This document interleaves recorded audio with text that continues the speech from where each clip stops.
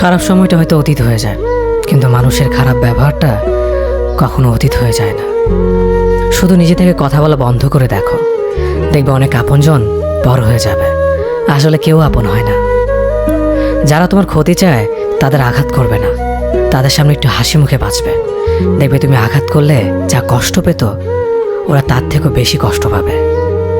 যত মিশবে ততই মানুষ চিনবে, অভিনয় যে কত প্রকার হয় তা বুঝতে পারবে।